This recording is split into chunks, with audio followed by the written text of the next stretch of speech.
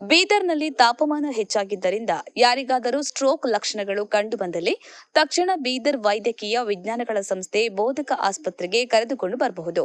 ಇಲ್ಲಿ ಅದಕ್ಕಾಗಿ ವಿಶೇಷ ವಾರ್ಡ್ ನಿರ್ಮಿಸಲಾಗಿದ್ದು 5 ಬೆಡ್ ವ್ಯವಸ್ಥೆ ಮಾಡಲಾಗಿದೆ.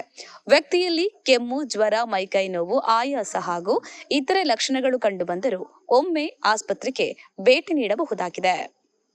ಜೈ ಭೀಮ್ ಶರ್ಮಾ, ಬೀದರ್ ಜಿಲ್ಲಾ ವರದಿಗಾರರು. ಜೈ ಭೀಮ್ ನ್ಯೂಸ್ 24x7 ಇದು ಬಹುಜನರ ನ್ಯಾಯಕ್ಕಾಗಿ.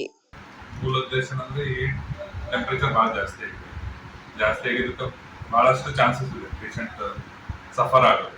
ಅದಕ್ಕೆ ಏನಿದ್ರು ಡೈರೆಕ್ಟ್ ಇಲ್ಲೇ ಬಂದು ಅಡ್ಮಿಟ್ ಆಗ್ಬೋದು. ಆದಷ್ಟು ಅರ್ಲಿ ಟ್ರೀಟ್ಮೆಂಟ್ ಕೊಡ್ಬೇಕಂತ ನಮ್ಗೆ.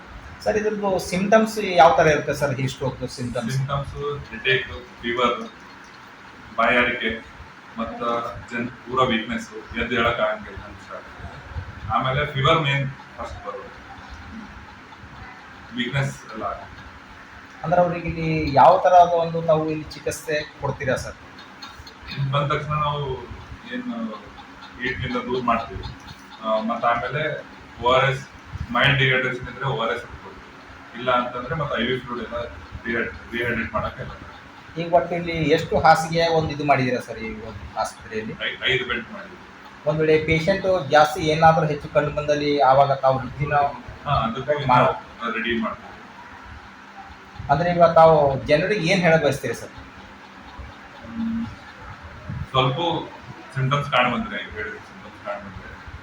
ಜಲ್ದಿ ಹಾಸ್ಪಿಟಲ್ ಬರ್ಬೇಕು, ಬಂದು ಟ್ರೀಟ್ಮೆಂಟ್ ತಗೋಬೇಕು. ಅಂಜಿಕೆ ಪಡೋದಕ್ಕಿಂತ ಜಲ್ದಿ ಟ್ರೀಟ್ಮೆಂಟ್ ತಗೊಂಡ್ರೆ ಚೆನ್ನಾಗಿದೆ. ಇದೇನು ಸರ್, ಏನೇನು ಚಿಕಿತ್ಸೆ ಇದೆ 24x7 ಇಲ್ಲಿ ಅವೈಲೇಬಲ್ ಇರುತ್ತೆ ಸರ್? ಡಾಕ್ಟರ್ಸ್ ಆಗಲಿ, ಸ್ಟಾಫ್ಸ್ ಆಗಲಿ, ಯಾರೇ ಆಗಲಿ around the clock doctors staff ಎಲ್ಲ